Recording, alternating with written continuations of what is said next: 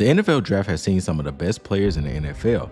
However, some of those did not even come in as lottery picks. They were selected late in the draft, but still made an impact on NFL teams. Today, we're going to talk about some of the draft steals that happened in the NFL.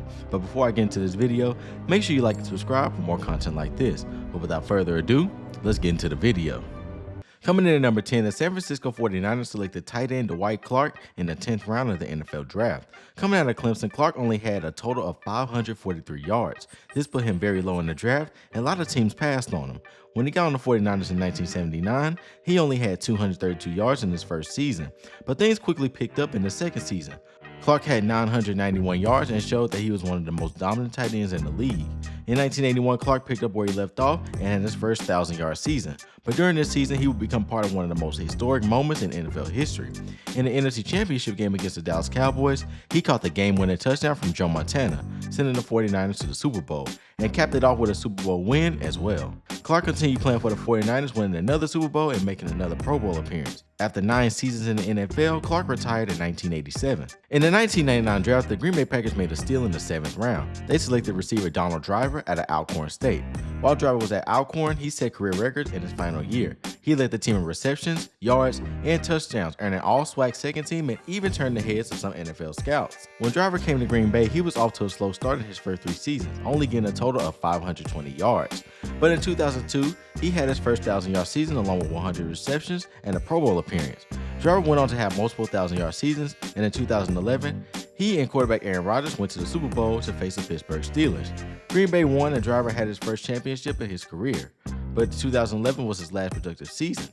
In the next 2 seasons, his production and role on the team diminished, leading him to retire in 2013. Driver's career was a remarkable run, becoming the franchise's all-time leader in receptions and receiving yards. In the 1970 draft, the Miami Dolphins selected Jake Scott out of Georgia. Coming out of college, Scott only played 1 year, but he balled out and earned consistent All-American and SEC Player of the Year. During this time with the Dolphins, Scott made 5 Pro Bowl appearances and 4 All-Pro teams. What makes it even better that he was also a part of a Super Bowl team that won back-to-back titles, going undefeated in 1972. After leaving the Dolphins in 1975, he went to Washington where he played his last 3 years before retiring in 1978. In the 6th round of the 1977 NFL Draft, the New York Jets selected Joe Klecko out of Temple. In college, Klecko had an outstanding career leading the team in tackles and received several All-American honors. During his time with the Jets, he became part of one of the best defensive line units in NFL history, known as the New York Sack Exchange. This was a great team during the 80s, and they even made it to the AFC Championship 1 year. But sadly, that was the only time the Jets were winning.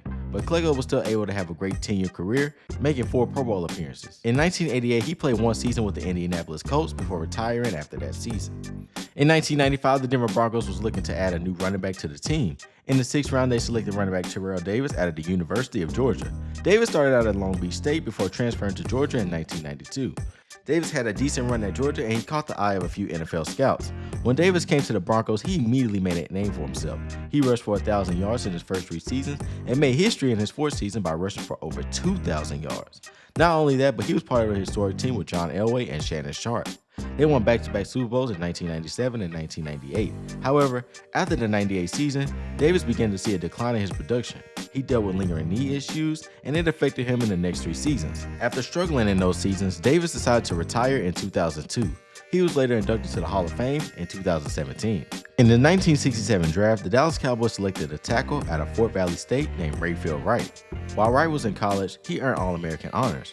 Wright mainly stuck out because of his size. Standing at 6'6" and weighing 255 pounds, Wright was a huge contributor to the Dallas Cowboys offensive line. Wright started in the NFL as a tight end but switched to tackle after 2 seasons. He immediately began to star and became great at the position.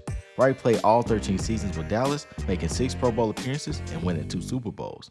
In 2006, he was inducted to the Pro Football Hall of Fame and was inducted into the Black College Football Hall of Fame in 2012. In 1983, the Chicago Bears set their sights on the defensive lineman. In the 8th round, they selected Richard Dent out of Tennessee State University. While in college, Dent held a career sack record of 39.5. When Dent came to Chicago, he made an immediate impact. In 1985, he led the league in sacks and even capped off the season with a Super Bowl win with one of the best defenses in NFL history.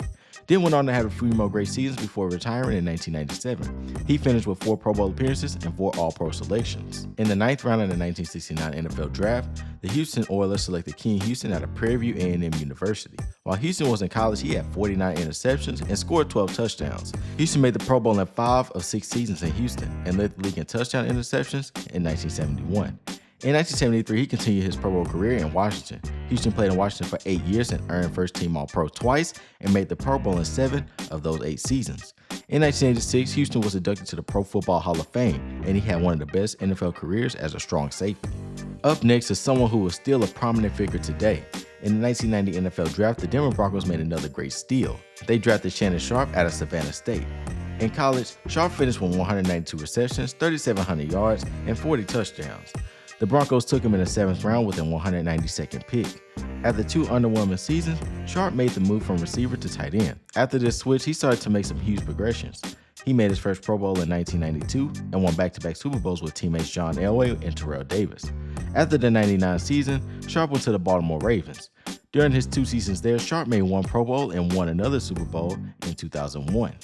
In 2002, he came back to Denver for 2 more seasons before retiring in 2003. Sharpe is now a Hall of Famer, and he is known as one of the best sports personalities anyone has ever seen. Coming in at the #1 spot was a player that we all know as the greatest player of all time. Coming out of college, Brady won a national championship while at Michigan, but scouts doubted Brady because of his lack of athleticism that he presented at the Combine. However, the Patriots ended up selecting him with the 199th pick in the draft. Brady started out as the backup to Drew Bledsoe, the franchise quarterback at the time. But after Bledsoe fell to injury during Brady's 2nd season, Brady led this team to a Super Bowl and won. After that, he became the franchise quarterback, leading New England to 5 more Super Bowl wins throughout his career.